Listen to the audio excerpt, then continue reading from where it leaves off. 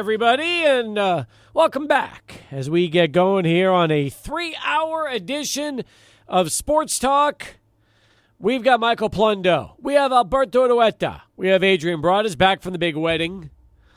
I swear to God, I've never seen any human being more busy with weddings in my life than Adrian has the last couple of years. You weren't kidding when you told us a while back that you're going to be going to a lot of weddings. You are 100% serious, and what's amazing to me is you're in all these weddings. It's not like you're just going to attend them as friends. Like, you are so popular.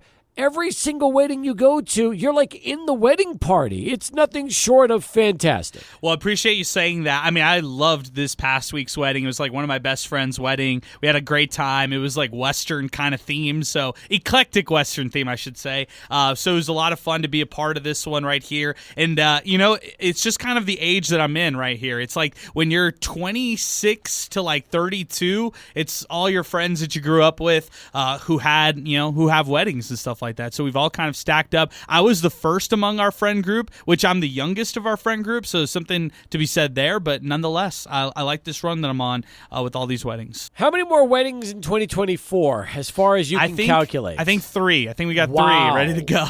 And I'm a part of one more. So the one that I'm a part of is in November, and it's actually during a UTEP bye week. So people schedule around my schedule, which is nice too. Did you alert them about that and said, please make sure that UTEP is on a bye when you get married? No, but I did say unless UTEP is on a bye week, I cannot be a part of this one. You know, I need to make sure. Oh, wow. I need to make sure at least UTEP's off so then I can do all the groomsmen duties that I need to do versus say I'm going to do it and then have to do minor talk maybe in the middle of, something like that, like a party. So you're laying down the law a little bit. Sorry, Foz, but you are laying down the law. That's good. How many weddings have you attended so far in 2024? Let me think. I think I'm 3 in, maybe. 2 or 3. I think 2 or 3 in, 3 to go. 2 for sure. Okay, yes. 3 to go. 3 to go. That's right. And last year you had at least 4 or 5 weddings. Yeah, it was a lot last year. I can't even count. Yeah, felt like a lot. So it feels like when it's all said and done, you'll be close to like a dozen weddings. It's amazing. A little run here, right? Yeah. Yes. I think you're right. I've enjoyed them.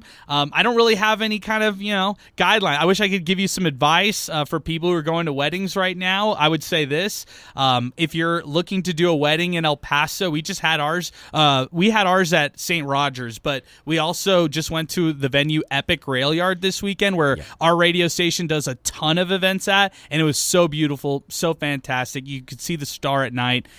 Exceptional venue. So Alberto and I were talking, and we both felt that because you're going to so many weddings, would you and Alyssa consider being professional wedding crashers, where you just do this on your spare time when you have nothing to do? You go out and try to find a wedding and crash it.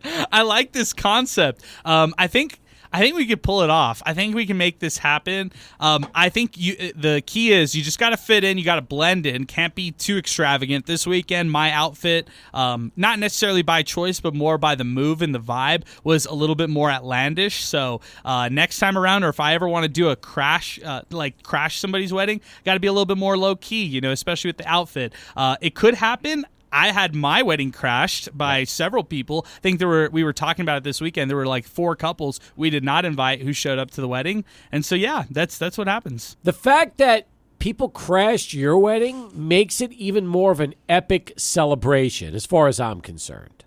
I think so, too. Did they bring gifts? Did they bring gifts? That's a great question. We know who didn't. That's all I'll say. Ooh. Who crashed and did not bring gifts. Really? We do know who those people were. Wow. All right. Well, good question. That's you've got an answer. You've got a really good answer there. I like that. That is good. All right, listen, if you had the opportunity, folks, to head to the Chihuahuas games this past weekend or last night, the Sun Bowl, like Alberto did, watching FC Juarez take on Club America, we want to hear from you. It's going to be a busy show today. We got a lot going on. In fact, UTEP football has a brand new commit. He will join us coming up 15 minutes from now on our Longhorn Distributing Hotline, where all of our guests always appear via the Longhorn Distributing Hotline. Alberto, you were at the match last night, finished a 1-1 draw. There was, as you called it, chaos, pandemonium, all the stuff you would expect from a big time soccer match that is being taken place at the Sun Bowl, right? Yeah, it was It was definitely chaotic, but the game before it was a great game, a close game, a well-fought, a hard-fought game. And you know what? The Sun Bowl is a venue that it needs more soccer, right? We saw about 29,000 people. I believe that was crowd. The big crowd. That was the closing number, around 29,000. And it wasn't even a majority of Bravos fans, but when that Bravos fan started chanting Bravos, you could feel it inside of your rib cage. You could feel it reverb. So, I mean, to me, the Sun Bowl is a venue that it needs more soccer matches, and I think that the crowd that we saw yesterday and how animated they were, we definitely saw that, and unfortunately it just kind of didn't end the way you wanted it to, right? And when you talk about that, that's because fans stormed the field after the ending of the match. It was not a particularly safe situation for some of the players on both teams, and again. You brought up a really interesting point to me before the show in our pre-show meeting, and that is there's a big reason why fans cannot do this in Mexico, and let's just say in regular league matches like at Benito Juarez Olympic Stadium, but they could do it yesterday at the Sun Bowl. Explain to me why fans do not storm the pitch after Liga MX matches.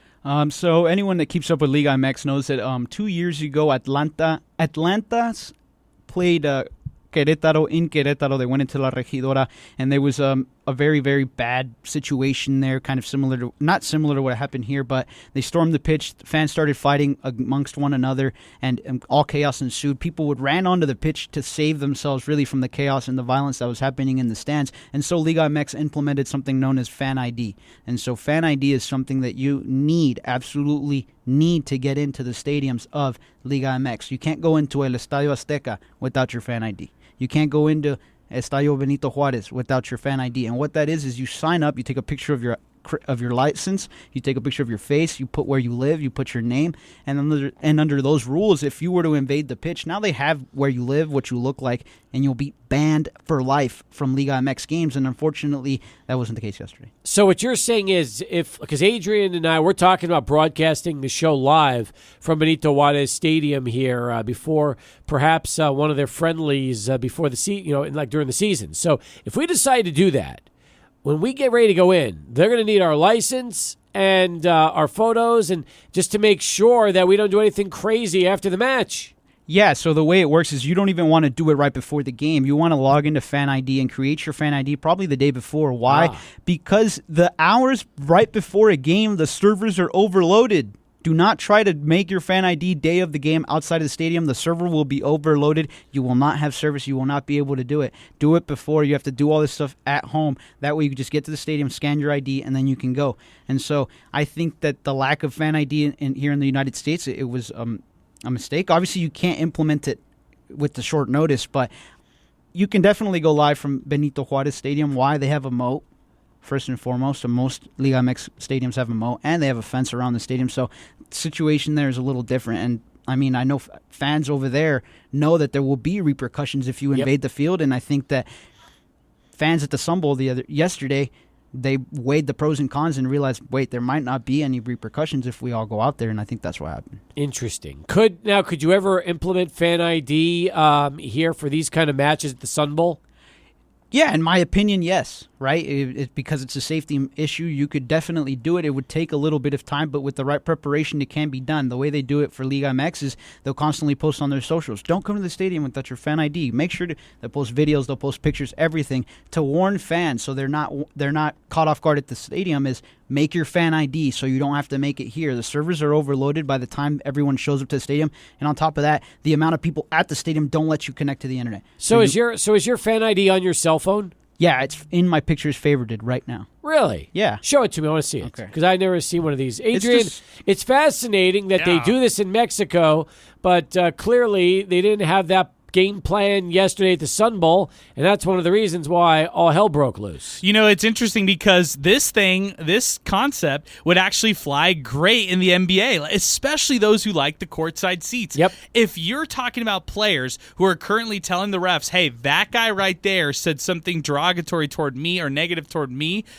you got to kick that guy out, and you could give it to servers too, so courtside servers can know exactly, oh, that's that person who's sitting at this specific spot. Let me bring bring him his food and his receipt and make sure everything is good. So it could be good and bad. I feel like this could be implemented in other sports too. You posted videos last night of what the scene looked like. It looked chaotic, and it looked like, I don't want to say disturbing, but if fans bring something in and sneak it in and then they use it on the pitch after the match, it could be a major situation. Yeah, and we kind of saw that already right before the game ended. So what happened right as the game started, there's large amounts of lines as the game has already started, right? Large amount of people still want to get into the game.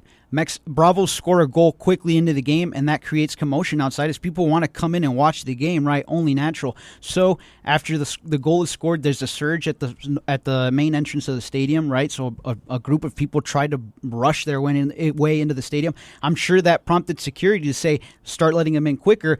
On the south entrance, on the south side of the stadium, we saw a flare. I had never seen a flare anywhere in soccer, right? So we saw a smoke flare inside the Sun Bowl, and so what that tells me is, in an effort to get people into the stadium quicker, they sacrificed maybe the security checks, and that puts you in a really dangerous spot. And so as of right now, I'm just kind of really thankful nothing happened. Everyone is okay, and hopefully we can all just learn from this, and next time it won't happen, I feel. Yeah, hopefully. Hopefully there will be a next time. I think that's the biggest key is will there be a next time? Yeah, that's really difficult to kind of figure out right now. You don't want to kind of talk about it right away, but I mean, yeah, it's going to definitely complicate things, but I think that one way that it can be combated is this time we weren't necessarily prepared, but now we have these, and then you kind of list out the steps that you're going to take and better prepare yourself and use this as a learning experience, right? No one got hurt.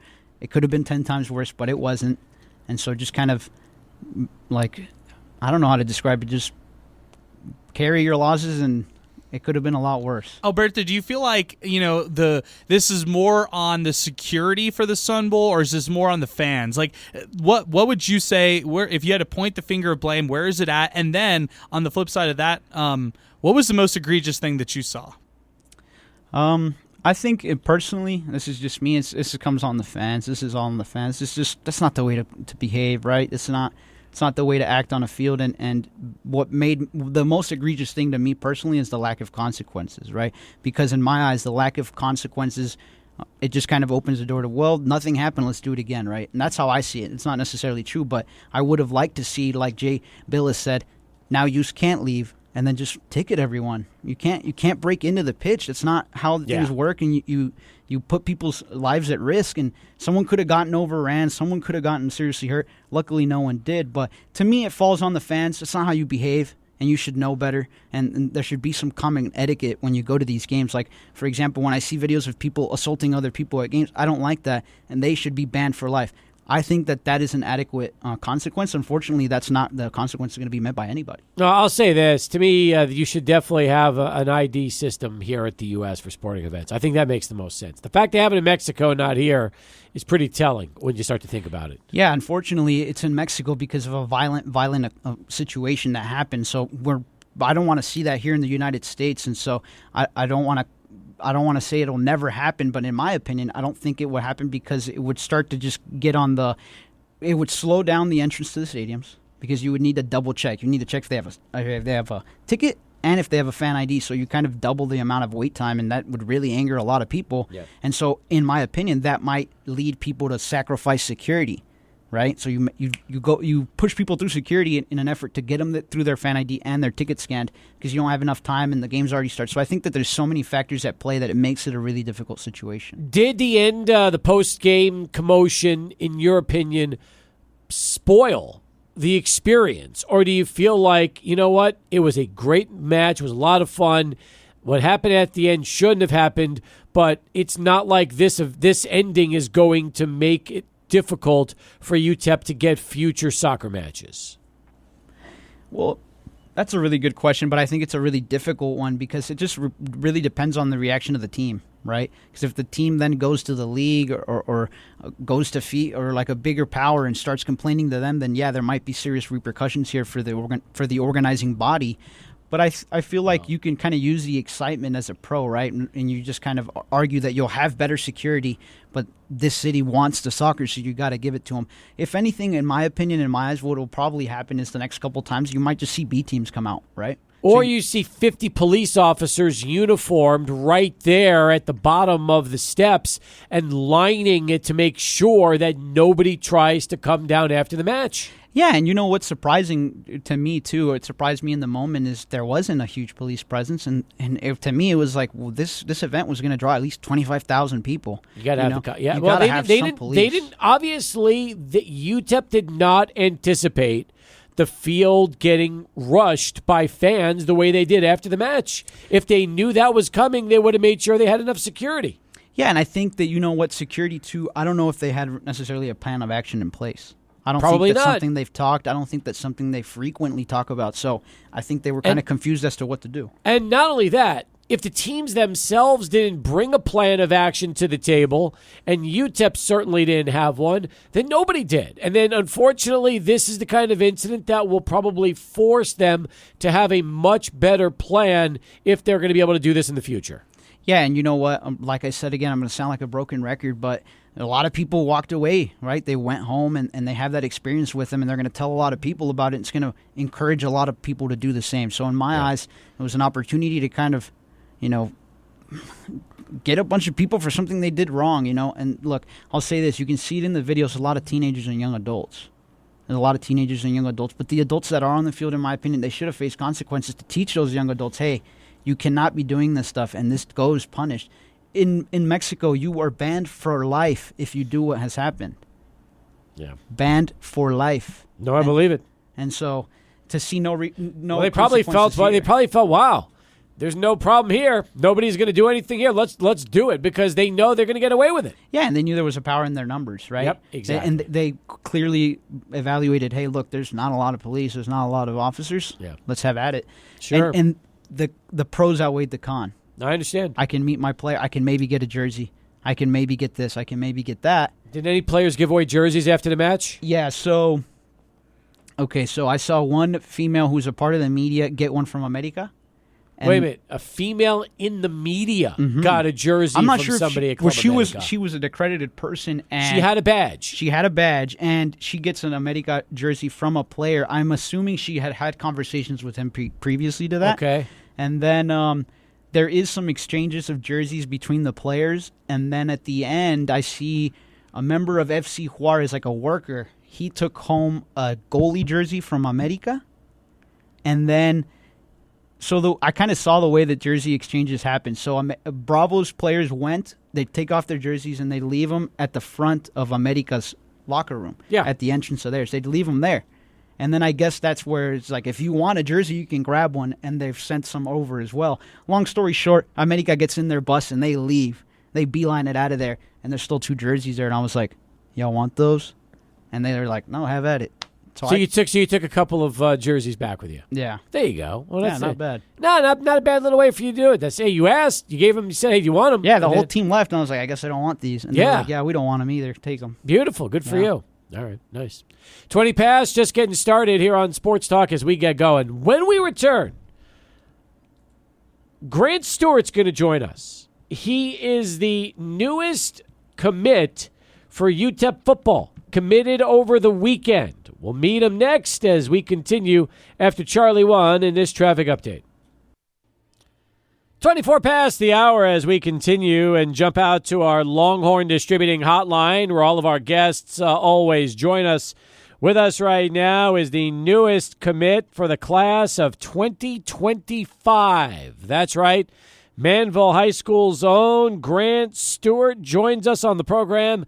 Grant, first off, welcome to Sports Talk, and congratulations on the opportunity that we had a chance to find earlier in the weekend when we saw you made the announcement that you were committing to Scotty Walden and the UTEP Miners. Thank you, man. I appreciate the opportunity to be able to on the show. All right, Grant, let's find out a little bit about how this whole situation went down. When did you first get the opportunity to really get to know Coach Walden and UTEP and just learn about the Miners' interest in you? So they offered me early January, I want to say, And that's when I first got the chance to talk to Coach Delane, and he told me a little bit about the school, a little bit about just the history, just that their new coaching staff. And then when I went down to the spring game, I learned more about the coaching and the coaching staff. I learned different things about the campus. And ever since then, I've just been gaining information, and just it was pretty good, man. It was a pretty good environment going down there, and then just pretty good experience. And then just talking to coaches, the coaches office, just had a great time. Well, I'll say this. I mean, Grant, I've seen what these visits are like from the photo standpoint when you guys get up there and start doing those photo shoots, and just the way this coaching staff has approached going out and pursuing players. And it looks to us that they try to make that as great a visit, as entertaining and fun a visit as you could possibly have going anywhere. Oh, yeah, most definitely. And even at the spring game, they had like a little halftime show where they would do they had like a throwing contest, and they would have like the orange versus blue, where they did different things, and they ended up getting points. So stuff like that, I was pretty excited, and I was pretty into it, just watching it from the stands. Another thing, Grant, is we're noticing that UTEP is really willing to go off and recruit East Texas like never before. You are at Manville High School, one of the top high school programs that you're going to find not just in the state of Texas, but all throughout the country. What's it like playing for this program? I know that there are NFL players in the league like Kyle Trask, the former, he was the former quarterback out in College Station and Florida, and now he's out with the Tampa Bay Buccaneers. But what's it like playing at this high school that has so much prestige? It's great. I just transferred there last year. It was my first year there this past year. And I can't complain. Like, it was a very good year. It was a great year. And, the coaches, they just built us up as a family. They just taught us different things and helped us play on Fridays. And I just like it all around. Just not even just the football part, just the friends that I've made this past year, people that helped me out. It really feels like a family. Grant Stewart with us here on Sports Talk as we continue. All right, where were you before Manville High? I was at St. Thomas High School. And was downtown Houston. Okay, so now did you grow up in the Houston area? Is that where you were born and where you were raised? Yes, I've been in Houston my whole life. Okay. As a kid, was football the first sport that you gravitated to? It actually wasn't. Before football, it was actually soccer. Like, soccer was my thing. And I used to play in this little league, and the crazy thing is I would do so good and I would score so many goals that I was put on a limit. So if I kept scoring goals, the goals wouldn't even count. And at first, soccer was the thing. That was my first sport. That was my thing that I was really good at and really get to that. Now, if you were scoring so many goals that they had to put a restriction on you, I can imagine that, growing up as a kid with that ability, you get hooked on the sport and you realize, I want to keep doing this. When did you decide to make the transition from soccer to football? And did you stay playing soccer in high, or did you just go 100% to football? Well, so originally, just that I got an older brother, and he's somebody I really look up to. And just the fact that he tried out different sports. Like, he did football, he did basketball. It made me gravitate to want to try to do those sports. So I just, one year I was just like, you know what, Mom, I just want to play football. I want to go try football. I see my older brother doing it. And I ended up going out to try football. But, and I continued all through the rest so far. And that was the last time I played soccer. Literally, I haven't played it since then.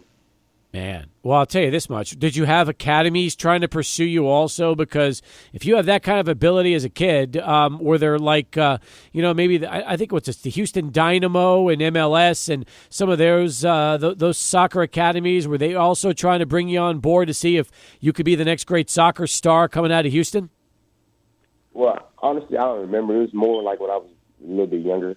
So those I would have to ask for somebody. But I do know that when I was the time to sign up for the next year, there was a lot of different teams that were just pushing to have me on the team. But I ended up just choosing football, and then ever since then, it's been a great choice. Yeah, Yeah, no doubt. It's leading you here to UTEP to play for the Miners. We're going to have more with Grant Stewart as we continue on Sports Talk. But first, let's send it over to Michael Plundo, standing by with this bottom of the hour Sports Center update. Michael Plundo. All right, Michael, thank you very much. 32 now past the hour. We're here with Grant Stewart from Manville High, who has committed to the Miners. By the way, you posted a video. I love this video. You're on your phone in your car, and you're flashing the Picks Up sign on FaceTime to Scotty Walden and the coaching staff. I think it's a really cool opportunity to kind of get a behind-the-scenes look, Grant, at what it was like when you told the UTEP coaches that you were going to commit to be a Miner. Yeah, it was a great moment, honestly, because the thing was that I called Coach Sig, the safeties coach, and he gave the phone to Coach Walden, the head coach, and just that, I told him, I was like, Coach, this is where I want to be, basically. And then I didn't know, but it was a lot of different coaches on the coaching staff in the background.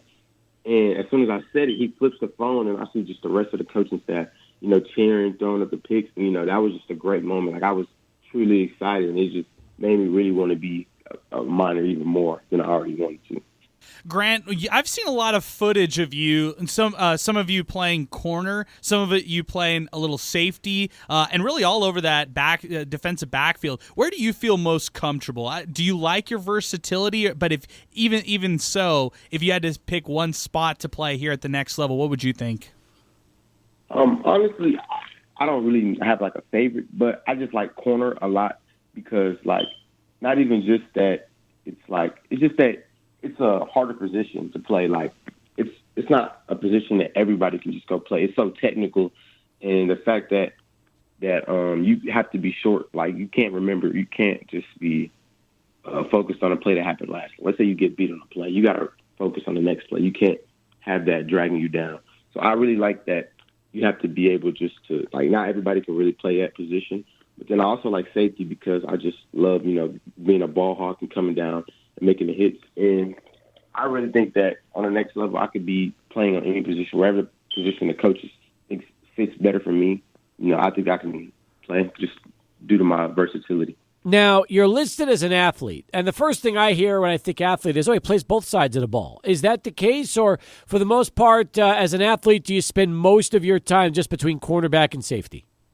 Yeah, most of the time for the athlete, I spend between corner and safety, and then sometimes even I'll come down and be a nickel. Have you ever done any returning in, the return game? Yeah, I did a lot of returning at St. Thomas, and then this upcoming year for Manville, I'll be doing that. Okay. By the way, give me a preview of Manville High this year. Are you guys thinking that you're going to have a chance to win state? Give me a little idea of what to expect. Oh, most definitely. I think that I'm very confident. We might have had a little minor setback season last year, but I feel like we're coming together truly as a family and just knowing that we can trust each other and then just build upon what we had. So I really feel like this year is going to be a special year for us, and we can really, really make it far, especially, being in a new district and everything. I feel like, we just will come out the gate and we'll just be a team that a lot of teams will have problems with. Now, here's a cool little tie that, Grant, I didn't realize, but apparently Stephon Jackson, who played basketball at UTEP, his business partner, you've got a connection with him. So even though it's not directly through Stephon, there is that link as well, which a lot of Miner fans will know that name and be very familiar with because Stephon Jackson is still, as of now, UTEP's all-time leading scorer. Well, yeah, he's business partner Ryan. That's my older cousin. He's helped me out a lot. Good. All right. Now, as far as what to expect when we get a chance to see you on the field, again, you're the class of 2025, and right now it's June of 2024. So we're still, a year away from watching you play as a Division I college football player. But you've talked a little bit about your style playing corner and safety, but what do you think fans could expect the most when they get a chance to see Grant Stewart on the football field as a Miner? I feel like they'll be able to see my talent. Just the fact that I'm be able to make plays and I'm gonna be able to be the person that they can rely on and go out there and make a play and just make plays for my teams and make plays for my coaches, and be that player that fans, like in the stands, they're like little fans, little kids, they're like, that's somebody that I look up to and I want to be like, something like that would be very special to me. On the flip side, Grant, who do you look up to in this sport right here? Who do you try to model your game or get inspired by? Two safeties that I really like right now, Honey Badger, Tyrann Mathieu, and then Derwin James. And then some corners that I like are Jalen Ramsey and Jair Alexander. Just that one thing they all have in common, they're all physical, and they're all really really physical, and they really are really good at their position, and they really take time and work on it and work on it and work on it. And I feel like if I do stuff like that, that it'll help me out on the next level, and I can end up making there one day. There you go. And in the meantime, maybe in a couple of years as a minor, we'll get a chance to see you get a chance to play yourself on NCAA football. Oh, most definitely. That'll be really fun. I'll probably put myself at a different position too, just to have some fun. Well, yeah. If as soon as you know it's you can do whatever you want. Next thing you know, you're playing quarterback and you're winning the Heisman, or you're running for 2,000 yards in the season. Or you stay DB. You have 10 or 12 picks. You become the best defensive player in the country and go that way. So there's a lot of possibilities for you. Oh yeah, most definitely. I might even have to put myself just at tight end or D-line just for fun, just to try something out. So when you're not on the football field and you're not playing ball, what can we see you doing? Really, either working out or just focusing on schoolwork. That's a really big thing that that me and my family think that is really, really, really important, because football's not forever. So something that'll really help you out after is just knowing things, just having a work ethic, just being able to do work and want to work, just that it'll get you somewhere if nothing else won't.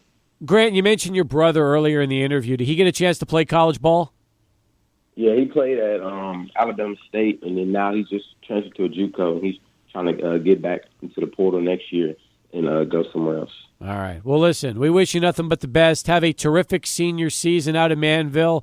We'll look forward to meeting you in person when you become a minor here starting next year. But, again, thanks for the time. It was good getting a chance to talk to you, and we'll look forward to seeing you here on campus not before long. Thank you. I appreciate your time, man. I appreciate you inviting me on the show. It really means a lot. You got it. He's Grant Stewart, folks. He's the latest minor, and he joins us here as we continue. 20 in front of 5, a lot more to get to as we continue with Sports Talk. It's 600 ESPN El Paso. Now for next year. They are, and from top-tier high school programs like Manville High. I love it right there. I feel like Grant was very well-spoken, too. Yeah, he was. You don't really talk to a lot of incoming high school seniors like that who really has everything together, prioritizes things like education. So, yeah, I really liked his approach to all of this right here, and seems like a pretty top-notch guy. Yeah, I agree with you. And seems like somebody who, more than anything, is ready to come here and be a minor. Talking about that experience, what it was like for him during spring ball, and just he liked the halftime format with the former players and all that. I mean, you could tell. I mean, I feel like that was as much for recruits coming in as that was for the fans. Yeah, and I like that too, because it made a lasting impression on him. And then you fast forward to when they made him the actual offer and he announced that he would be committed. You heard about that story with Kevin Siegler, the secondaries coach for the Miners and co-defensive coordinator. And then he pans around and, Coach Scotty Walden is there with all the other coaches too. So, yeah I think that's a special moment. And it means something to these guys. Like, if they're going to FaceTime one of these coaches and then the whole coaching staff's getting fired up too about his commitment, then that must make you feel, exceptional as a player. You're right. Let's stay on the subject of UTEP for a second. You had the opportunity to go to UTEP basketball workouts today. This was the start of summer workouts over at the Foster Stevens complex. You tell me, what was it like just being out there and seeing the guys? Yeah, a lot of new stuff, but first thing that I noticed was everybody's wearing the same shirt, and it says 10 colon 33, so like 1033. And I thought to myself, all right, what does this resemble? And then it hit me right away. It didn't take much to think about this one. It was the Western Kentucky UTEP game, and I think that's the last time either they held the lead or this one was close or whatever in the Conference USA Championship game. So they're all wearing 10-33 shirts, and they're constantly reminded by this championship game. They were that close from going to the national tournament, I should say, NCAA tournament. And so that shirt, it will serve as a reminder for the season. Oh, I like that. I like the fact that they, maybe they're feeling like they were 10 minutes and 33 seconds away from punching their ticket to the NCAA tournament. That's a cool idea, something I didn't, when you first saw the shirt, were you kind of trying to figure out if it was something weird, like a Bible passage or something like that? Yeah, it was that hit me first. Could it be something biblical? Could it be something that talked about their run or something like that? I was just thinking different things, and that was definitely the case. What did you find out there, Alberto? Okay, so when you go to the replay on YouTube, the closest you can get is in the second quarter, 10:33, UTEP 53, Western Kentucky 53. So last time it was tied or in the balance, I guess. Yeah, and that was in the second half, or was that second half of the conference tournament? 10:33 left to go in the game. Yes. All right. Hey, by the way, Steve, Joe Golding had a really good answer on the final scholarship. I'm going to send you this audio clip because I see it. It's off of your. Do you know what the time code is so I can play it on the air? I don't know the exact. It was like my final question for him on the final scholarship. Very interesting stuff that Joe Golding says in this one. Okay, let me see if I can play this audio. You're either going to hear Coach talk about that last scholarship or the trip to the Bahamas, but you'll get that answer coming up here right now. Here we go. Yeah, obviously NIL's helped, right? NIL's helped for bringing 9 guys back, but that wasn't everything. I think the culture that we're building here, I think the relationships, we're truth tellers around here. I think these guys are hungry, right? They have a chip on their shoulder. They made it to the championship game, but they didn't win it. There's obviously a lot to come back for, and they wanted to stick together and try to finish it off. And so I think all those things played a part. It's going to be exciting to see their growth. They're obviously gotten bigger. They've gotten stronger, and obviously they're more experienced. So excited about all 10 guys back, but obviously watch those freshmen grow.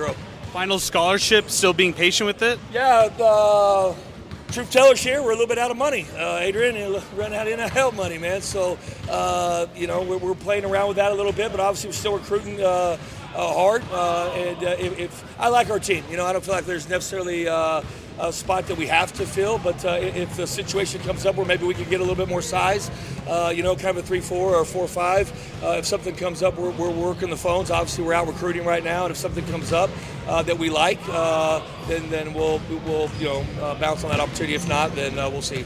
All right, listen, that is the most honest answer you could possibly get. We are out of money. See, and the interesting thing is this, okay? And let's be clear.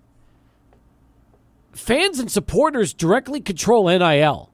So, like, if a fan hears this and says, you're out of money, what, you need another 30, 50 grand? All right, done. And then all of a sudden, NIL has money again. I mean, that's one of the reasons why New Mexico in Albuquerque is doing so well in basketball is their fans just keep pumping money into that NIL, and they've got more than enough to work with right now. Not necessarily the case here. You've got all the collectives at work, but Adrian, you got a lot of sports. They all need money. Not everybody has what they need to work with. And you know what? Joe Golding gave the honest answer. And the fact is, if you want to know where his money went, it was bringing guys in and keeping the players on their roster.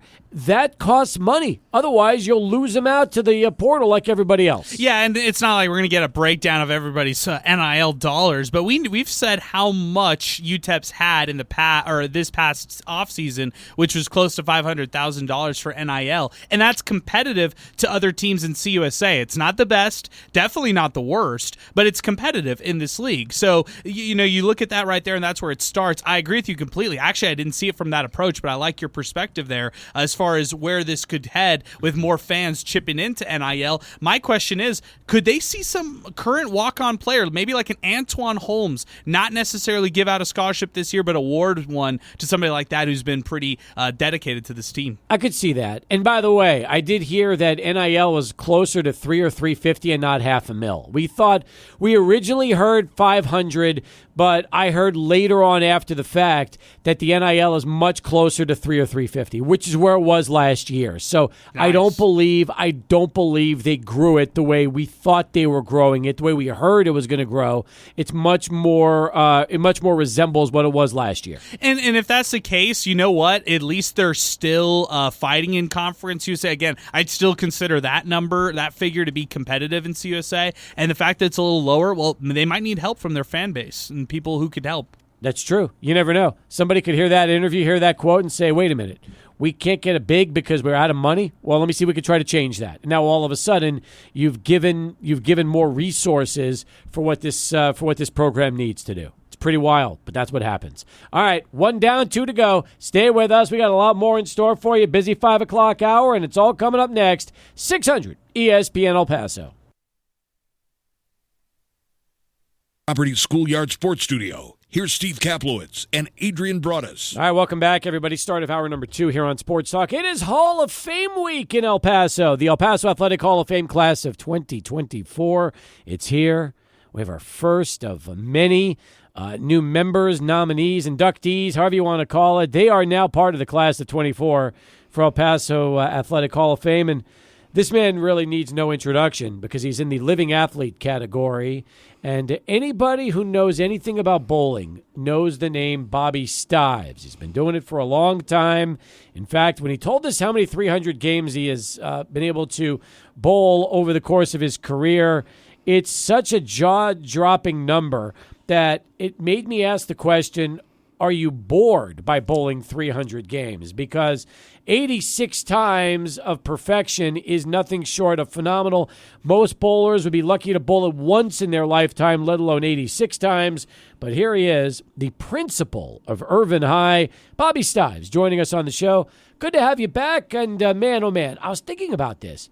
You joined me so many times over the years when you were bowling that I feel like when you were actually a part of that PBA Tour event years ago and you had that terrific match where you rolled and you qualified for the next round, we talked to you then. Like, we've been doing this a long time, haven't we? Yes, we have. We've had several conversations. It would have been with you. I think even Wayne Thornton was part of it. Yep. And then can't think of the other guy. He had glasses, had a nickname. Might have been Joe Fan. Joe Fan. Wow. Joe Fan. So we are going back a while. Yeah, so I had Joe Fan and you guys on that there too. It was also on the radio, and then Yep. it was also a live part there too. I think it was televised on something there. I remember that. I do. Right. And it just goes to show that you've bowled professionally. You've bowled in every level you possibly could. You're one of the all-time great bowlers in El Paso, and now you're in the El Paso Athletic Hall of Fame. Congratulations. What was it like when you first got the call that you were making the Hall? I was excited to finally get in. I mean, I've had people that have sponsored me for the last few years, especially before COVID, and I was always on the edge of getting in. I think they take the top 3, and I was always like number 4. So I was not too convinced that I was actually going to make the top 3 because, yes, bowling is an extremely popular sport here in El Paso.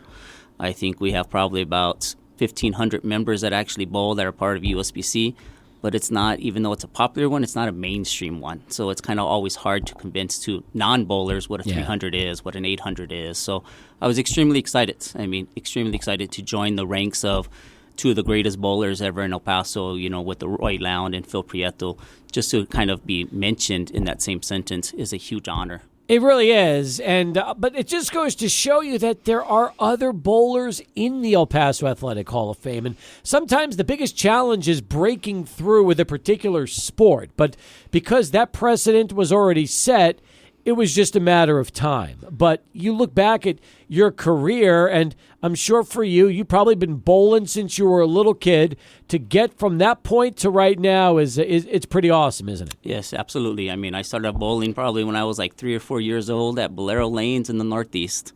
Product of El Paso. Lived all my life here, always bowled here. So, yes, it's a great accomplishment, too.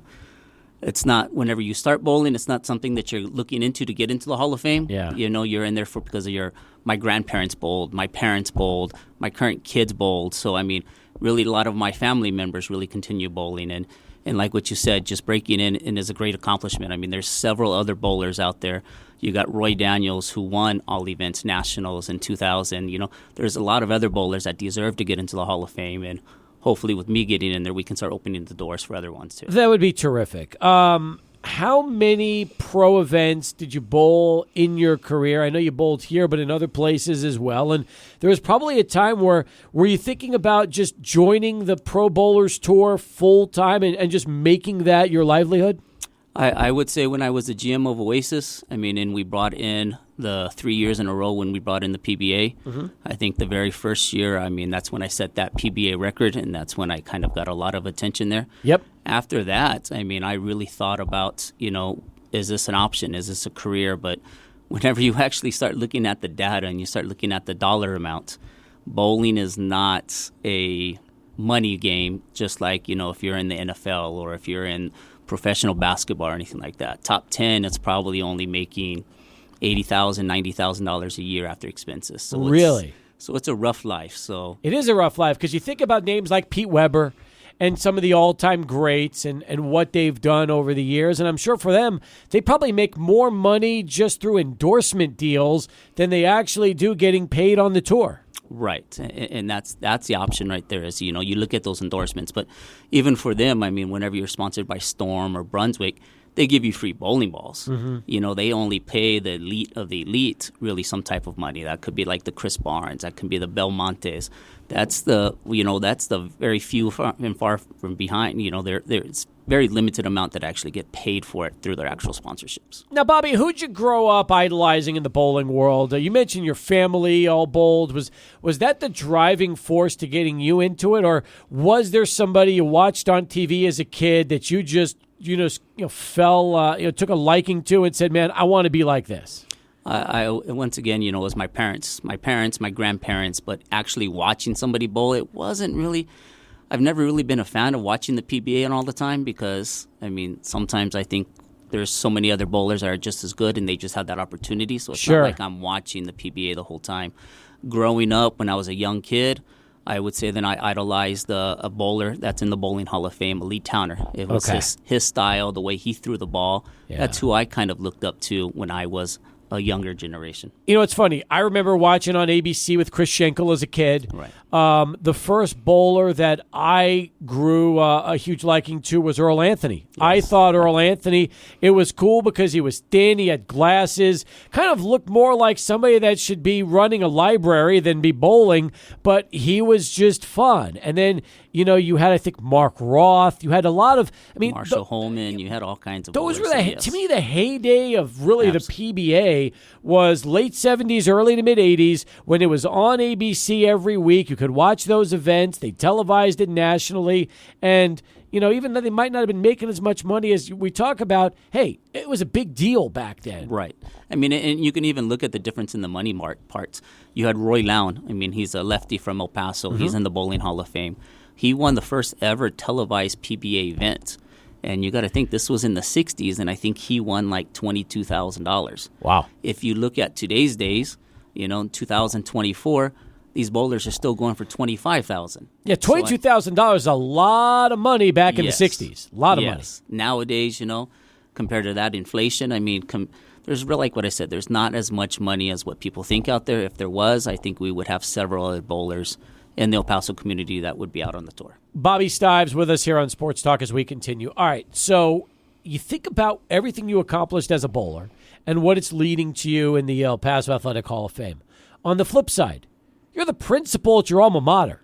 I mean, that is a dream come true in itself. So when you think about your career arc and how it's gone both in the lanes as well as in the classroom, do you have just as much sense of pride and accomplishment for what you've been able to do getting to Irvin as principal as you do for all the years you spent grinding trying to make it in professional bowling? I would say absolutely. I mean, when I found out that I was going to be named the principal of Irvin High School, it was like a dream come true. I mean, going back, I graduated from Irvin in 94. I went to Crosby. I went to McGoffin. I went into that entire feeder pattern. Mm-hmm. When I first got into education and I chose to become a teacher, I chose to teach at Irvin High School. So I taught for about 4 or 5 years. I come back now as the principal, and it's just, you can completely relate to that community, because I'm a product of that community. And one of the great things there, too, is my parents still live 10 houses from that campus. Oh, wow. I mean, they live in the exact same house, so it gives me the opportunity to go visit them some more. But, yeah, I mean, being the principal of Irvin is an extremely huge accomplishment, and I'm so proud of that. Is there ever a chance? Now, let me ask you, does Irvin have a bowling team? There is, as of right now, really in El Paso, there is no bowling commitments. There's no bowling clubs. There's no bowling, anything like that. I'm also the president of El Paso USPC, which is our bowling organization. And yeah, we've looked into some of those things. We know all of New Mexico has bowling. We have bowling up in Texas up until about Odessa area. It just hasn't came this far. In order to really get involved in that, we just need to get more of the Bolo Paso, sure. Oasis Lanes, Fort Bliss really more involved, because bowling's an expensive sport, so we need to make sure that we get free lineage and kind of take care of some of those opportunities. Wouldn't it be amazing, though, if we had, even as a club sport, high school bowling in El Paso, the way they do hockey, and have all these high schools have, let's say, 2 to 4 teams, each of however many they have, 2 players or 2 or 4 per team, and you basically could have high school matches against each other in terms of leagues, and I think that'd be fantastic. Right. Yes, that absolutely would. I mean, that'll open up the bowling in El Paso is kind of a dying sport, but this will kind of introduce bowling more into it. So yes, that would be a great opportunity. I mentioned 86 perfect games thrown in your career. Do you remember the first time you rolled a 300? The first time I would have been out of town, so I would have been 17 years old. It would have been in between my junior year and my senior year of high school. So I went to, I think it was going to be San Antonio with my good friend Roy Daniels. We drove down there. We bowled in a scholarship tournament. And somehow, yes, I mean, Roy ended up bowling better than me in that tournament. He finished higher than I did, but I had the one game that was the most memorable part of it. I shot a 300. So you shoot a 300, you get a ring. Are you telling me that you have 86 rings that have been given to you over the course of the years that you've bowled 300s? It used to be that you would get a ring for everyone once a year, but then probably about a decade ago, National USPC now only makes it so you only get one ring for your lifetime. But I do probably have about 30, 40 rings at my house because I used to get one every year. Did you tell them that they should just take all 30 or 40 back, give me one really big one, and make it like a Super Bowl ring, and that would be the ring that you should have for all the different 300s you've rolled? Right, yes. I mean, I'm pretty sure a lot of the bowlers in El Paso would love to have it so we can get rings for everyone, or at least every year, but unfortunately for USPC, National USPC, they changed that rule. Bobby, how is the state of bowling in El Paso right now? When you think about all the lanes we have and all the people that still bowl, we have some that call into this show on regular occasions, named Orly and others. Yes. But you tell me, how is bowling right now here in 2024 in El Paso? I would say after COVID, bowling has declined. Definitely bowling has declined. I mean, like what I said, I'm also the president of El Paso USPC. And I think right now, if I checked on it, we have about 1,070 members. And before COVID, we probably had about 3,000 bowlers. Wow. That's a large decline. But you also have to look at all the bowling alleys that's closed there, too. Fiesta's no longer around here. Thunderbird Lanes, which used to be on the west side a long time ago, is no longer here. Freeway is no longer here. Sky Lanes is no longer here. Bolero's no longer here. So technically, you really, besides Desert Strike Lanes, which is Fort Bliss, you really only have 2 bowling alleys outside of Fort Bliss, and that's going to be Bolo Paso, and that's going to be Oasis Lane. So you really have nothing on the west side. You have nothing on the northeast side. You have nothing on the central side. You really only have it Fort Bliss and on the east side. Do you think a bowling alley, if somebody opened up a bowling alley in the west side of town again, has a chance to be a pretty successful model if it was done right? I think it would be. I think anything on the west side, and remember, whenever you're looking at it, you don't need prime location. I mean, you're not a destination. You're a destination location. People don't all of a sudden drive down the street and say, oh, there's a bowling alley, let me go bowl there.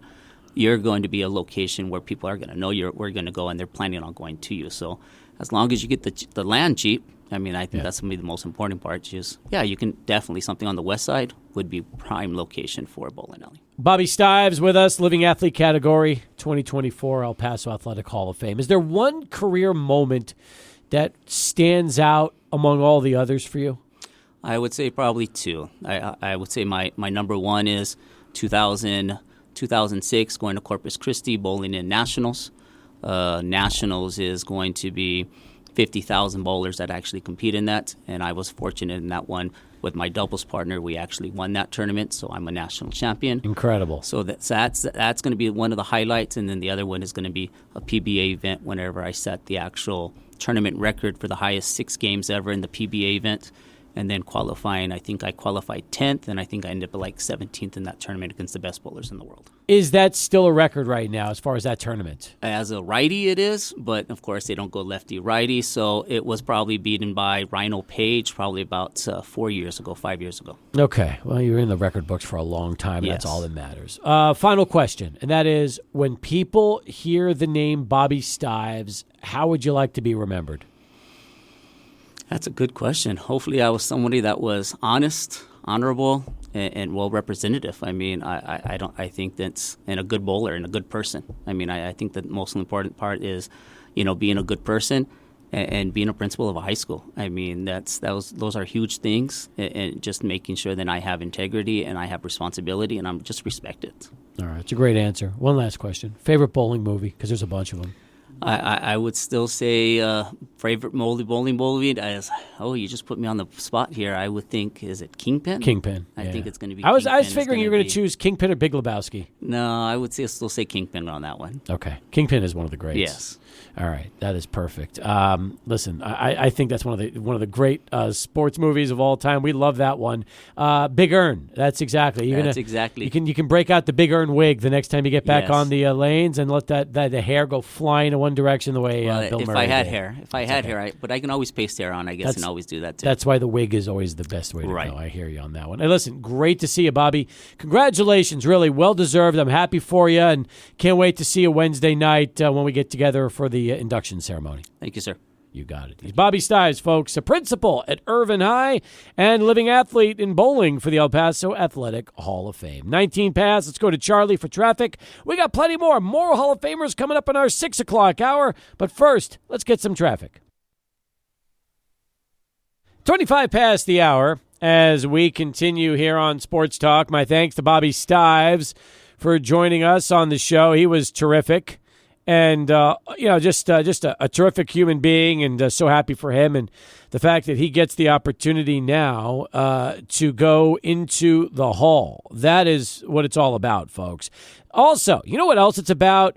It's about, if you're home shopping, finding the perfect home. There is nothing more important than that. And I'm going to tell you something.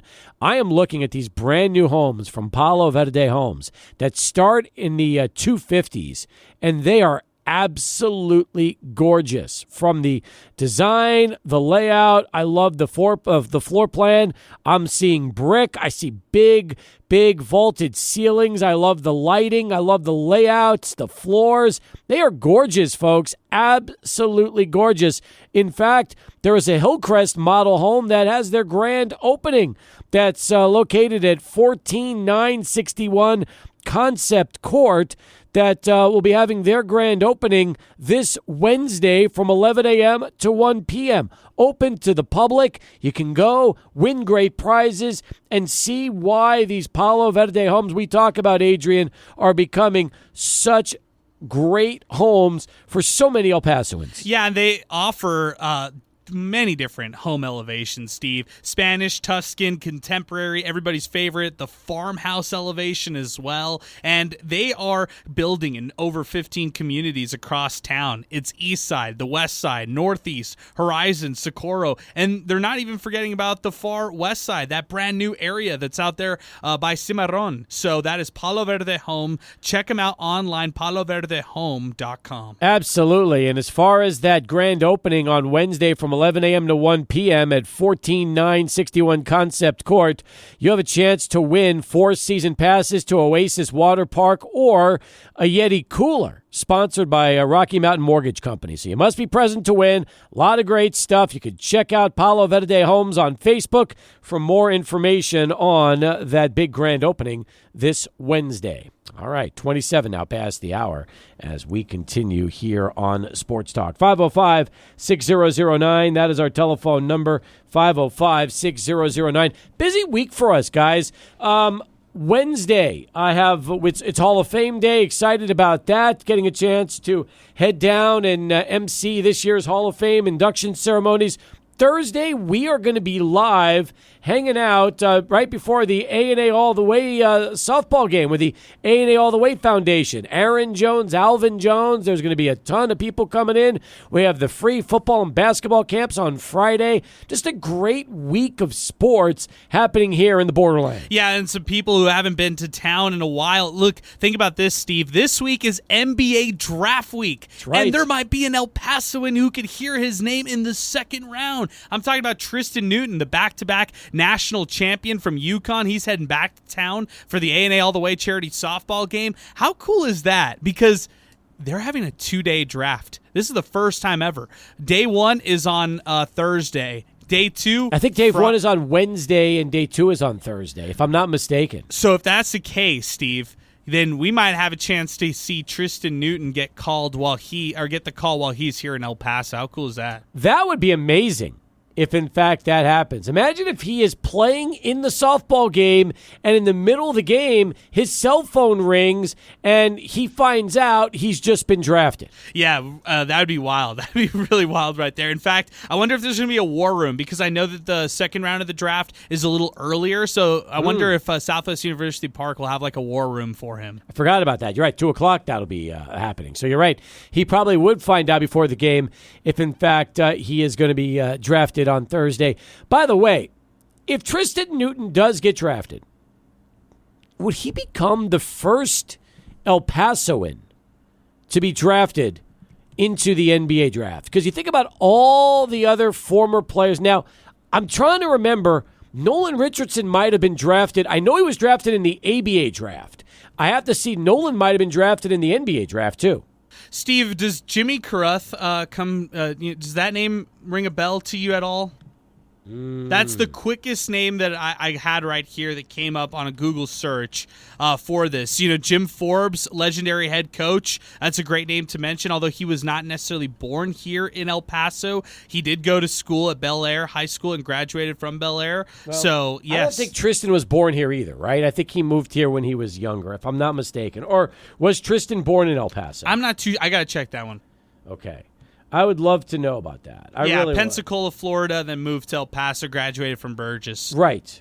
That makes sense. But as far as Nolan goes, like, Nolan had this I think Nolan was drafted by the AFL. I thought it was either the ABA or the NBA, and he also had a Major League Baseball opportunity. I think they wanted to sign him out of high school. Like, when you look back at Nolan's career, he had a lot of interest coming out when he was at Bowie. A lot. So that's a really interesting thing to think about. And, I mean, it's a very short list of people that at least went to high school in El Paso who were then drafted in the NBA. It's a very short list. I think so, too. I'm just trying to see if I can reel off any others. Well, I could tell you on the WNBA side, there's one who's currently playing right now. And by the way, Kayla Thornton balled out this weekend for New York. She's absolutely killing it, playing for one of the best teams in the WNBA. She is, and she just hit a milestone herself last week. I forget if it was either 200 career wins or something like that. She had a big one that she just had over the course of her career. So, bottom of the hour, we'll get to Pinky right after Michael Plundo is standing by as we approach the midway point of Sports Talk with SportsCenter. Checking the 63 NBA draft, and I don't believe in that draft Nolan had been drafted. In fact, I was also checking the 64 draft because that was also the year that, there were some big selections in 64. It's possible. Let me see if I can double check to make sure Nolan wasn't part of that, because I could have sworn, I know it was in the AFL draft. That I knew, but I thought it might have been the NBA too, but apparently, Adrian, that is not the case. As I look a little look a little closer into it? There's not a lot. I mean, there's not a lot of examples to begin with, not a lot of players that you can even research from this right there. There are players who were born in El Paso, maybe graduated elsewhere, went into the NBA draft, but then went undrafted, and that doesn't necessarily count right there. The name that I brought up earlier, the Jimmy Carruth name, he was born in El Paso. He retired from Stephen F. Austin in Austin, and then he graduated from Virginia Tech before playing in the NBA. So there you go. It's a good name. It's a good name. All right. Let me go to Pinky. He joins us next as we continue on Sports Talk, 35 past the hour. Pinky, what's going on, man? How are you? I'm fine. Great show like always, guys. First of all, rest in peace, Willie Mays. Yeah, no doubt. No doubt. I heard you couldn't go to the ballpark last week. You were so shaken up. Yeah, I was, by surprise. But, he doesn't have to say nothing. We don't have to say nothing. Everybody said it for us already. There you go. So now on the El Paso drafted players, yeah, the only one I can remember is Gus Bailey by New Orleans Jazz, or Utah Jazz, whatever one, in '74. Where did Gus play his high school ball? Burgess. Was he born in El Paso or did he move here? Do you know? I think he was an Army brat, if I'm not mistaken. See, okay. that's when they had freshman teams. Yep. And I remember I went to go see UTEP play their freshman team play, and most of them were from El Paso. There was David Dick. Yeah. Beto Bautista. In fact, by the way, we're looking. Just like you said, we are looking, and Gus Bailey was born in Gibson, North Carolina, but he did graduate high school here. So you're right. It would be very similar to Tristan Newton since Bailey was drafted by the Rockets in that 74 draft. Oh, it was the Rockets? I know he played for the Jazz. Yeah, he was drafted by Houston. Oh, wow. But that freshman team at UTEP was mostly El Pasoans because they had Bailey, Bautista, Dick, a tall, skinny guy from Coronado. They used to call him the Squid. He wore glasses, and he was real tall and skinny and kind of uncoordinated. And I can't remember who the other guy was, but it was a freshman team. And we used to watch UTEP play the game like on Saturday afternoons, and when they played on TV and on the WAC. And then we stayed at Memorial Gym and watched the freshman team play against the JCs, Hillsborough Junior College, New Mexico Junior College, all these other small colleges that were really present in that time period in sports. Not as many as they are now, but very few. Well, it sounds to me like it would still be, if Tristan does hear his name selected, he will be in a very exclusive company, that's for sure. Oh, no doubt about it, and I wish him the best of luck. I mean, he made a name for himself, and he brought El Paso back to the map, which was great, and it's just great seeing that happen as long as I've lived in my life and seen all these guys. It's just awesome. Yep. And thanks a lot. You guys have a good day, and I hope the award ceremony this week goes great for you guys. Hey, we appreciate that. Thanks for the call. We'll talk to you later, Pinky, as we head over from Pinky to Luis, who joins us next, 37 past, as Sports Talk continues. What's going on, Luis? My birthday, baby. I'm celebrating. Hey, happy birthday. Woo! Yes, sir. Yeah. Praise the Lord. Praise the Lord. There you go, Luis. Very nice. Yes. Have you been getting all my messages or stuff to you?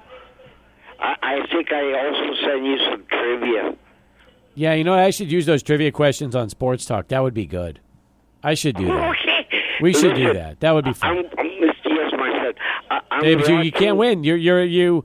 If I use your questions, you're not eligible. You can't call in and answer your own questions. You can't do that. No, I sure won't. No. I'm watching Colombia. Colombia is beating. Is it Paraguay? Yep, no, Paraguay. Yep, it's Paraguay. We're watching it too. Yeah.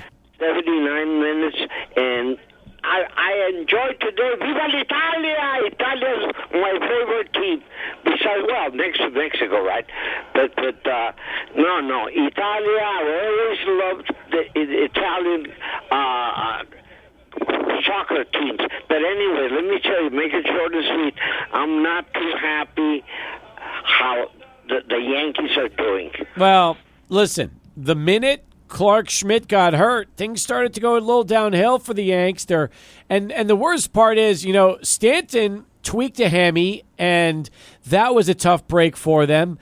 But they need, they I don't know what. I mean, they need some more offense. That's for sure. They need Garrett Cole to come back strong this week. But yeah, the Yanks are, and they got the Mets tomorrow and Wednesday. So 2 big games in the Subway Series. The Subway Series right now, yeah. And Juan Soto needs to, shape up, man. Say with the big one, because he strikes out a lot. Oh, yeah, I know. Soto also, another one. You're right. Yanks got to turn it around. Hey, I got another call I got to get to. So, again, happy birthday, Luis. We appreciate you calling in. Love you, man. You too. All right, let me say hello to David from the east side of town. Then we'll take the break. 20 in front of 6 as Sports Talk continues. What's going on, David? Hey, how's it going? Good, thank you. I have to correct Pinky there. Oh, good. You know what? Not enough people call in to correct him, so I'm happy that you're one of those doing it. That's good. Yeah. In 1974, 75, for 2 years, I was a preferred walk-on at UTEP. Now, at that time, the freshmen that were on scholarship couldn't play with the Bear. Okay? So our coaches were Beto Bautista and Neville Shedd. That's a fun group to play for, that's for sure. Yes, and we had like a 28-game schedule. Okay. Okay, and I think one of them, the best freshman that we had, was a 6'5" guy, man. I mean, he was full muscle, man, and he was averaging like 35 points a game. Wow, who was he? I forgot, but he was from Houston. Did he end up playing for UTEP a few years later, or no? No, he left because he didn't play his freshman year. Okay. And Neville Shedd and Beto Bautista got me tuition waiver and grant that I didn't have to pay for, and the card they give you to go eat. Yes. Yeah, that's it. That's the way I got my bachelor's degree. Oh, they took care of you, is what you're telling me. I like that. Yes, there you go. Yeah. I mean, they were great. I bet. And our team, well, it was the 5 freshmen that couldn't play with Haskins, and then 5 of us that made the preferred walk-on status. So I'm curious. The 5 that couldn't play with Haskins as a freshman, did any of them end up playing as sophomores, juniors, or seniors? No. Nope. Okay. How about the preferred walk-ons? Did anybody earn a scholarship? Well, myself and another guy were taken on trips because they were allowed 15 at that time. Okay. They were allowed 15 people to go. So we were just preferred walk-ons. I gotcha.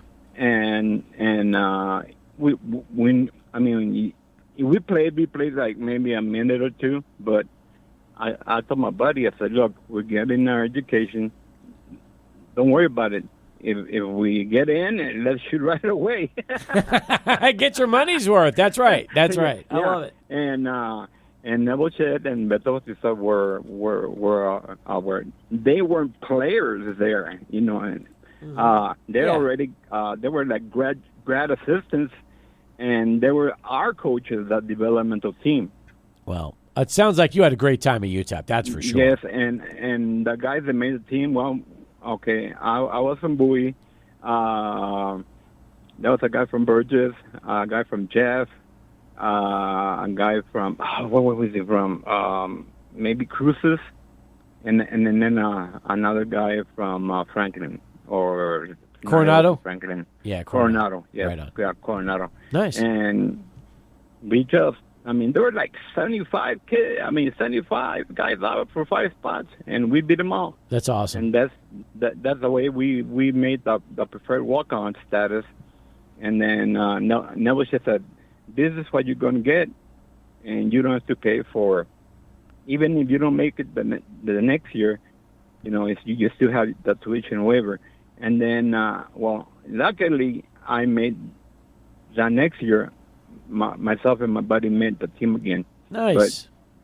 But we just got to sit and watch the real team play when we went on trips.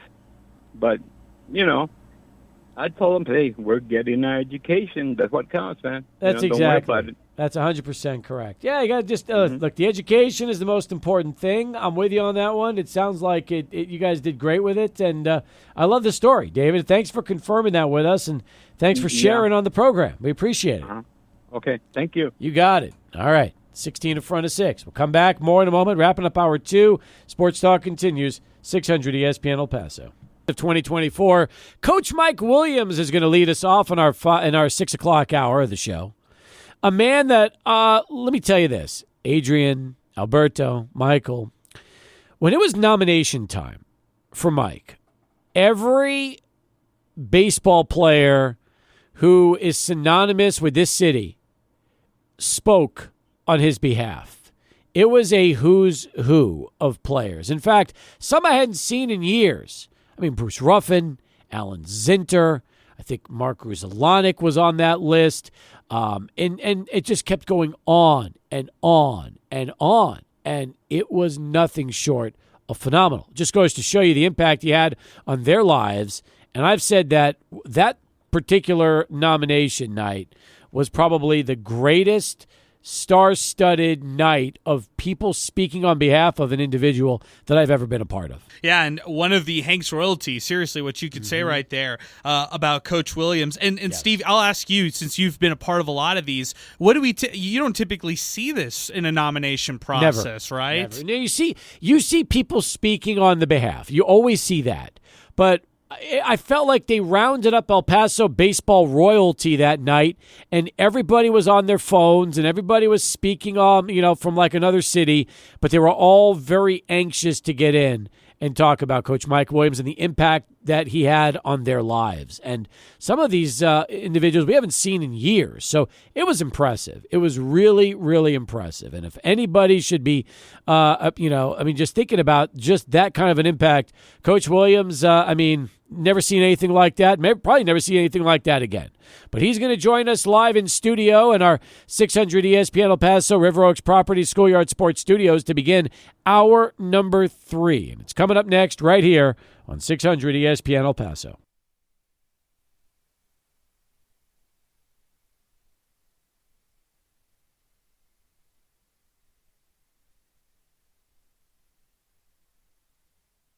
And Adrian Broadus. All right, final hour of Sports Talk underway. Welcome back, everybody. Class of 2024 El Paso Athletic Hall of Fame as we continue profiling the newest members of the Hall.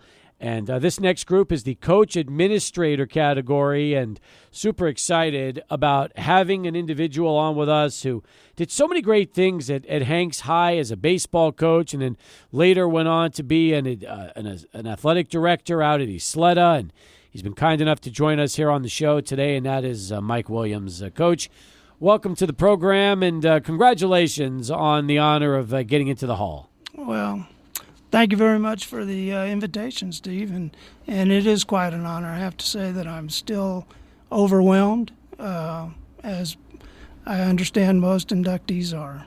Well, let me say this. The Coach Administrator category is probably the most competitive category every single year when it comes to the list of nominees. The resumes are outstanding, and this year was such a tough class. But when you first got the call that you were going to get into the Hall, what was your reaction?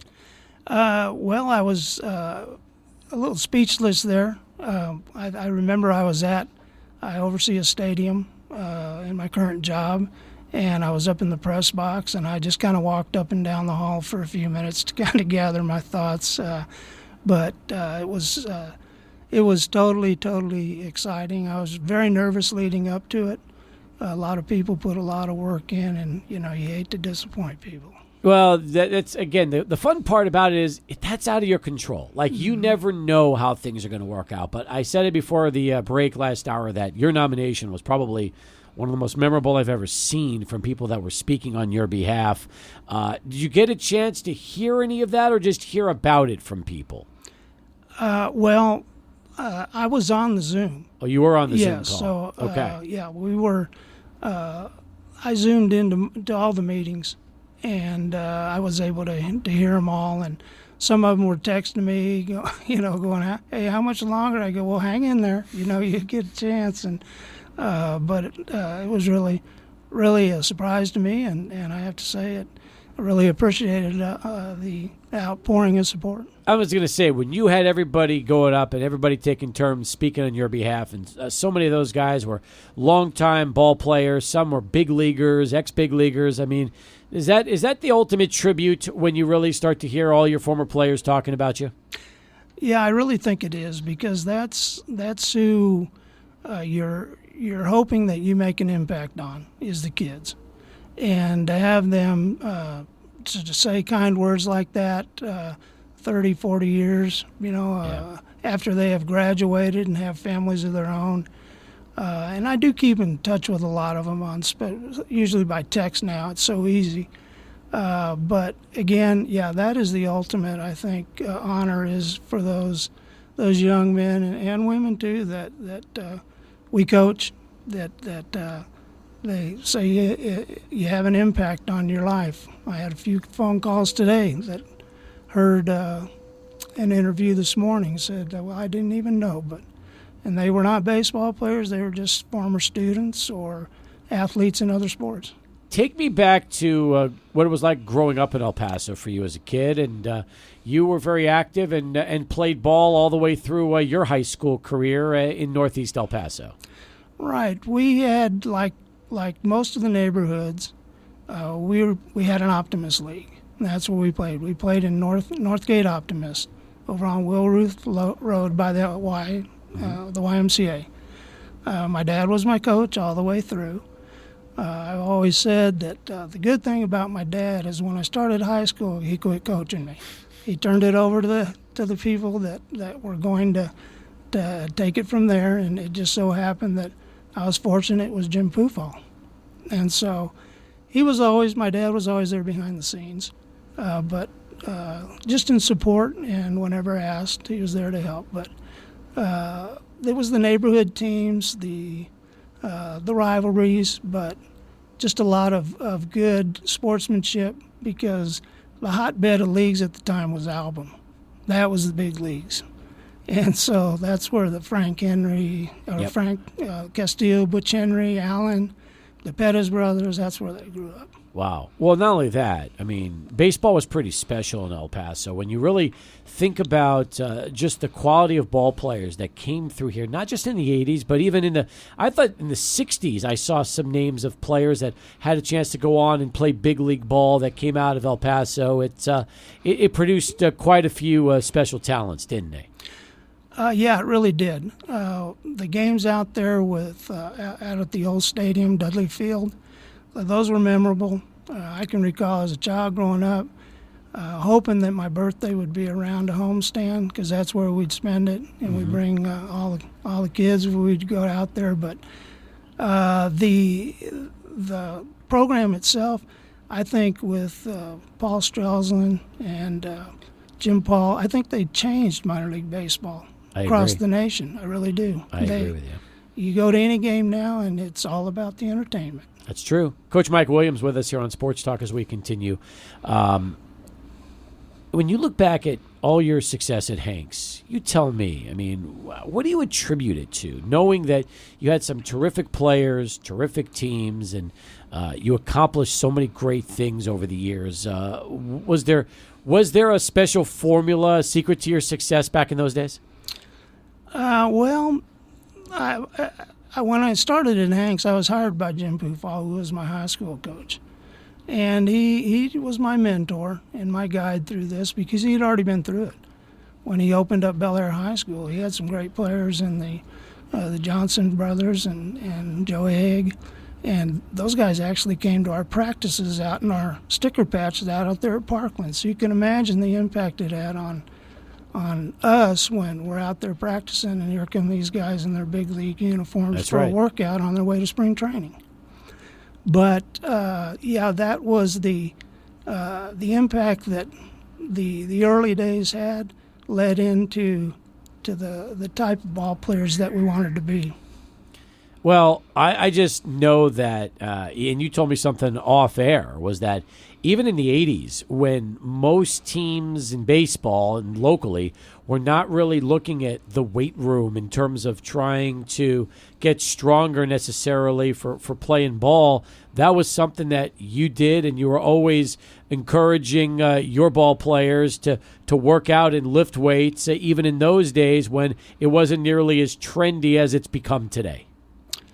Right. I really thought it was a big part of the development of the players, particularly our pitchers. They each had every one of my pitchers, and I usually tried to carry at least 15 all the way down to the freshman level. And I worked with them most of the time. I had great assistant coaches, and I spent most of my time with pitchers and catchers. But they knew a job routine. That's how we warmed up. And in the early days when we didn't have the 8-hour rule, we had a lot of, just opening up Hanks, we had a lot of two-sport athletes, and a lot of them gravitated from football to baseball, and they wanted to lift. And we didn't have, again, the 8-hour rule, so I'd be ready to go home. You know, field was ready to go, equipment was up, and they go, Coach, we're going to the weight room. And so we hit the weights pretty hard. A little side story there, when Bruce Ruffin went to the University of Texas as a freshman, he broke every one of the baseball lifting records his freshman year. Wow. First time he got in the weight room. So because he had already been doing it all those years, so to him it wasn't as big of a shock as probably a lot of players were coming in and really lifting weights for the first time. Right. It's a great story. And it felt like, you know, it gave, I think, the kids an edge. It wasn't, we were just trying to maintain. So at the end of the year, our arms weren't tired. We weren't building for muscle mass or bulk. We were just trying to maintain. And the biggest thing, particularly for our pitchers, it was injury prevention. Mike, I'm curious, with all the success you had at Hanks, coaching baseball and football, and then moving over to administration as the athletic director at the Sled Independent School District, do you have any particular moments that really stood out to you? Because your body of work kind of goes from this incredible amount of success transitioning into athletic director, where you had a lot of success in a different way, and that was overseeing programs and facilities and improvements that were happening all around El Paso. You know, I think it's, of course, being associated with the right people. And being allowed to take part in some of the things in preparation for what your next step might be.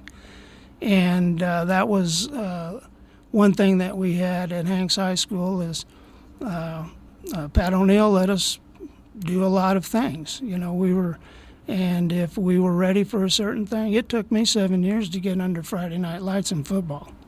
As a sub-varsity coach, I did a lot of scouting, a lot of traveling, breaking down a film, but they knew that's how you learn football, and that's I went through that. And then in baseball, we took our first team, the team that Bruce Ruffin and some of the other players were on, the 82 team. I had them since freshman, and so we grew up together. That was actually my second coaching job, but we grew up together.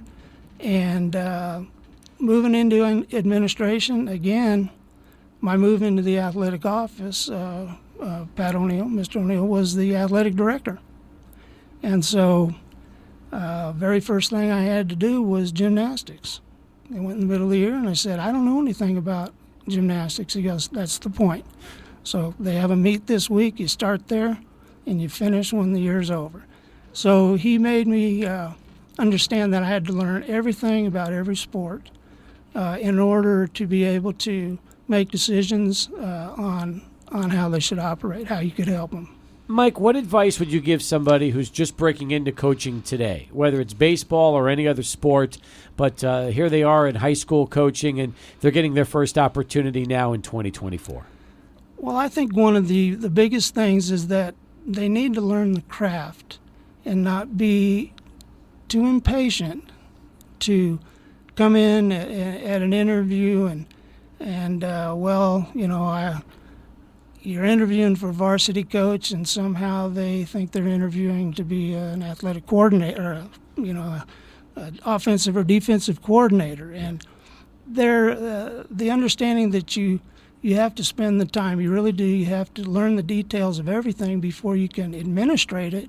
You have to be able to say, well, if you're not here, I'll do it. And that's what Mr. O'Neill and the experience I had is I did everything in every sport. So you make ways to learn about it. I had something that I've been doing for years in track and field at the state cross-country meet and at state track meet. I officiate that. Well, that was to learn the ins and outs of it. And so it really helps when you have to make decisions and guide people through it. And now you're in Garland. You moved a few years ago and back in El Paso for this. But you tell me, how has the transition to Garland been for you? Well, it's hard to leave a place where you spent your whole life. And the thing that's hardest to leave is the people. And fortunately, we're in a world now where with text messaging, I mean, you're never too far away. Yeah. I share a lot of stuff with Renee Aguilar, where anytime I see something new or doing something new, I'll send them a picture and I'll go, hey, well, still learning. And that's one of the exciting things about that. But the people, I knew that they were good people. I knew some of them already. But if you recall the Walmart shooting, yeah. Remember we lost that football game too. We had Plano, and they canceled us. You do. The people that reached out to us came from North Dallas. And they said, don't worry, we'll find you a game here. We'll move some chess pieces. And eventually those discussions led to us. Frisco ISD took it over. And we ended up playing at the Star. We had the game. They treated us like royalty. And what was, we're still hurting, I think, from that. But it really helped to bring some life back to us and some hope that things could get back to normal for us here in El Paso. Final question. When people hear the name Mike Williams, how would you like to be remembered for all your contributions here locally? Well, I hope people remember that I've always been in it for the kids. That's the most important thing. And I've tried to conduct myself in everything I do, whether it's coaching or some administrative duties or just speaking to people, to be honest and do everything with integrity. Welcome back to town. Congratulations on the honor. And I'll look forward to seeing you here Wednesday night when you get inducted officially into the El Paso Athletic Hall of Fame. Thank you, Steve. I really appreciate it. Thank you, Adrian, for getting with me. You got it. He's Coach Mike Williams, folks, part of the class of 2024 as we continue. More Hall of Fame coverage next, but first, we'll come back right after this with Charlie One and this traffic update here on 600 ESPN El Paso. Here on Sports Talk, it is back to the living athlete category for the El Paso Athletic Hall of Fame class of 2024. Rita Benavides Del Noya is someone who came to El Paso from the Netherlands in the late 80s and carved out a career that was so terrific, she decided to stay in El Paso. And all these years later, she now gets the ultimate opportunity, a chance to be honored here with the class of 2024. Rita, welcome to the show. Thank you for being here today, bringing your daughter with you, and congratulations on the honor. Thank you. Thank you for having me. So I'm curious, Rita, and this is, I usually ask everybody this two questions that are the same, and then after that, we pretty much do a completely different interview. But when you first got the news that you had made it into the El Paso Athletic Hall of Fame this year, what was your reaction? Yeah, actually, I closed that chapter because that was the past, and I don't like to live in the past. You always need future goals, future things, So I opened the book again, actually, and once I saw, great memories came back. Once I noticed, Is it tough to sometimes do that? Because you mentioned something really interesting, that the past is the past, yeah, and then you live for the present and even the future.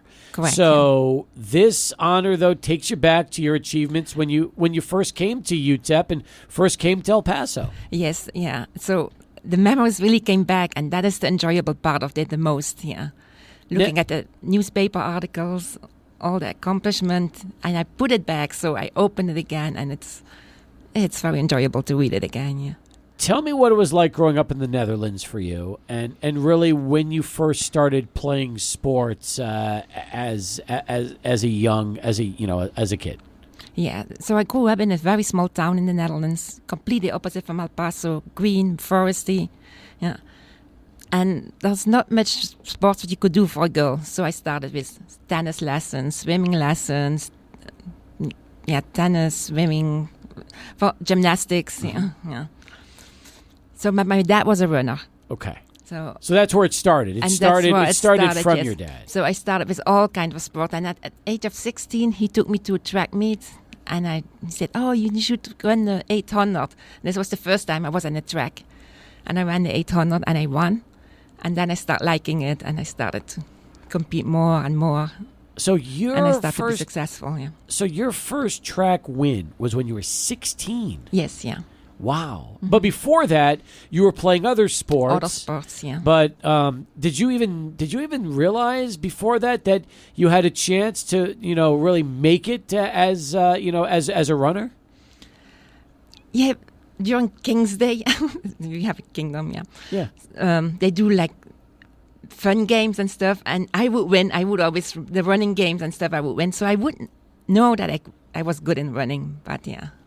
Did your father, as somebody who also ran, did he push you a lot? No, not at all. Okay. 0. Yeah. So if he doesn't push you, it's all about you, and it was up to you. And then, but it was winning that first race that really sparked your interest in track and field and in running? That's right, yeah. Okay. How old were you when you came to El Paso for the first time? 21. Okay. So were there other colleges you were looking at besides UTEP? No. I actually I was in medical school, and all the books were in English. So when an opportunity came that I even found out that you could do sports in college, because we don't have to do sports in a club, and colleges for colleges only studying. Yeah. So saying, oh, this is a great opportunity. I can improve my running, and I can improve my English. That's incredible. Yeah. And you were in medical school at the time. So what were you looking to become a doctor? Yes, a sports doctor. Wow, sports medicine. Okay. So you come to UTEP as a 21-year-old. Yeah. And next thing you know, you're becoming an All-American.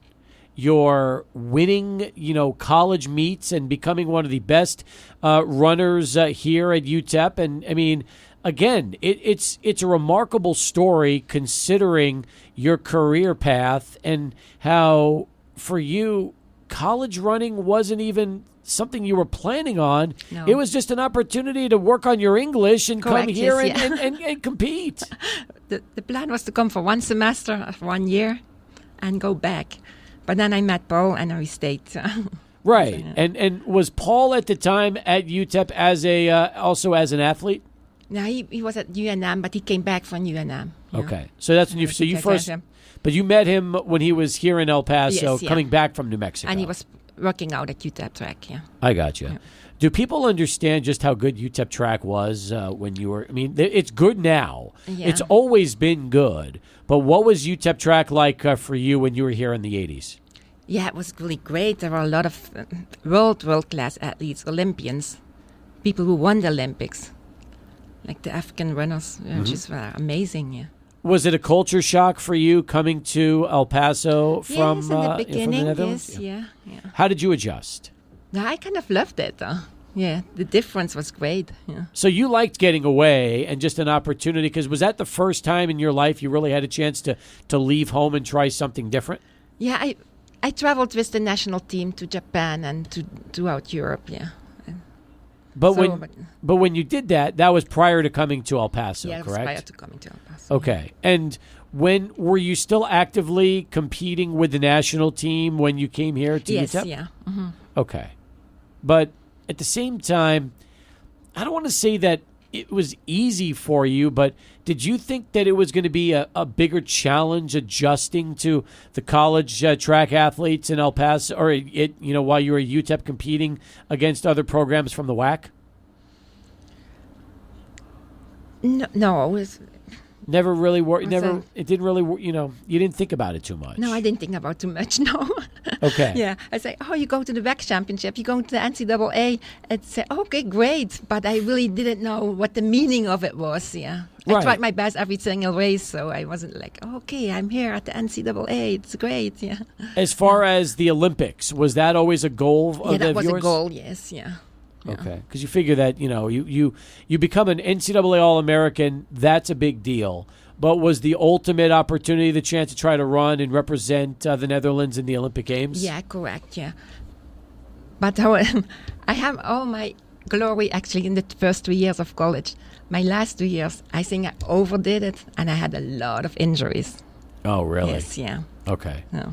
So you actually spent 6 years, 5 years at UTEP, running with the minors. Yes, correct.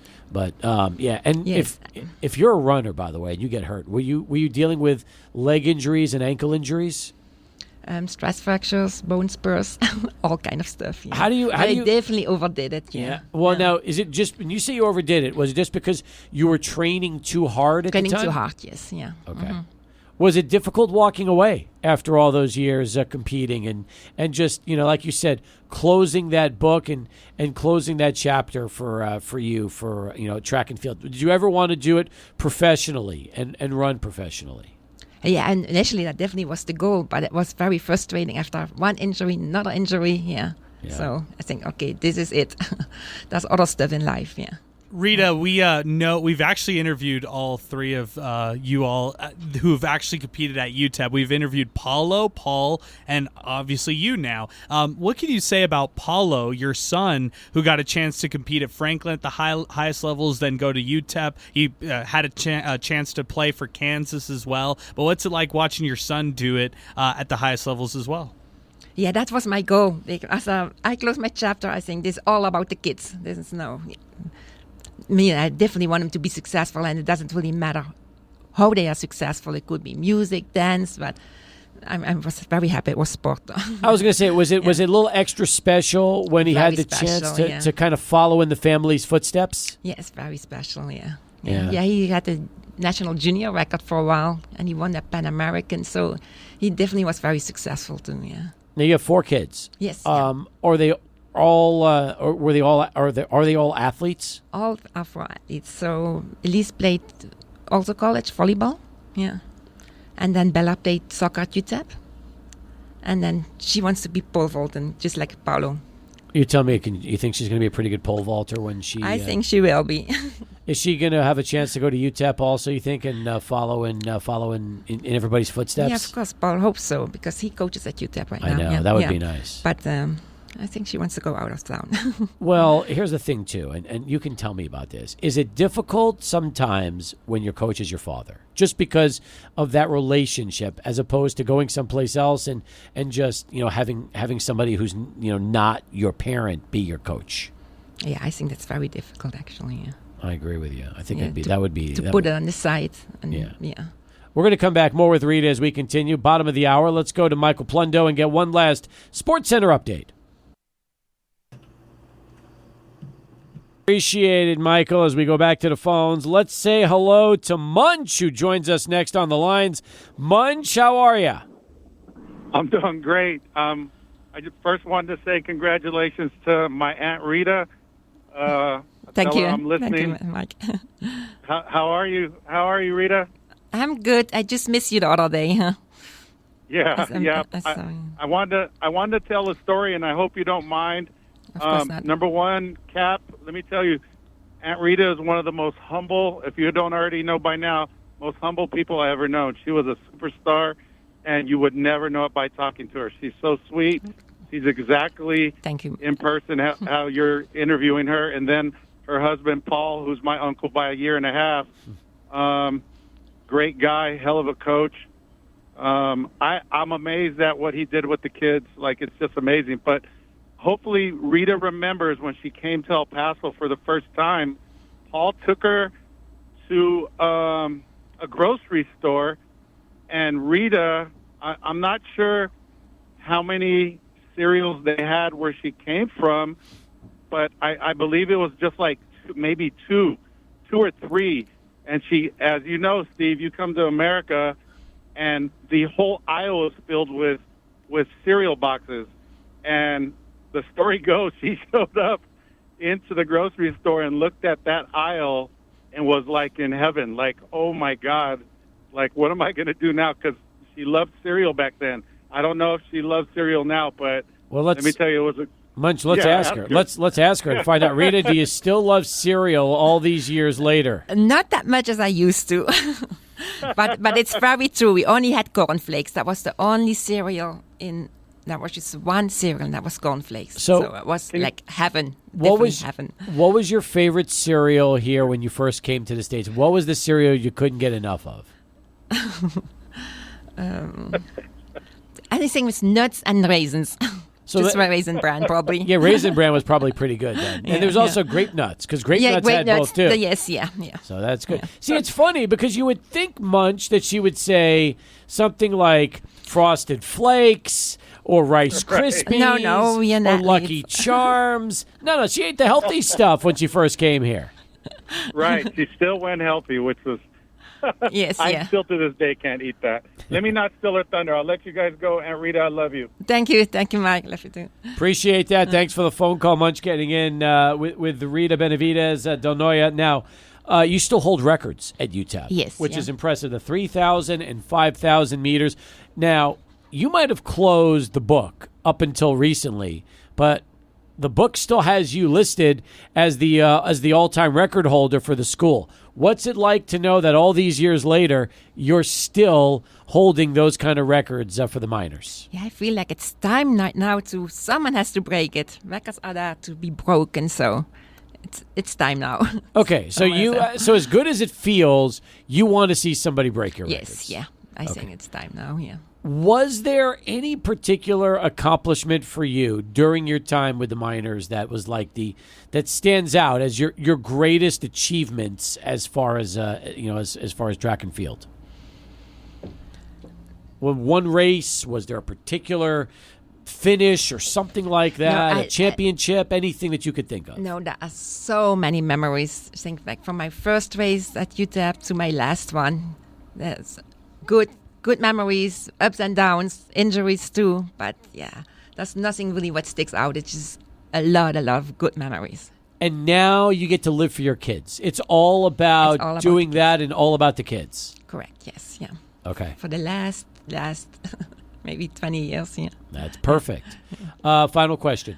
And when people hear your name, and they hear Rita Benavidez Del Noya, what would you like them to remember about you as an athlete and as a person?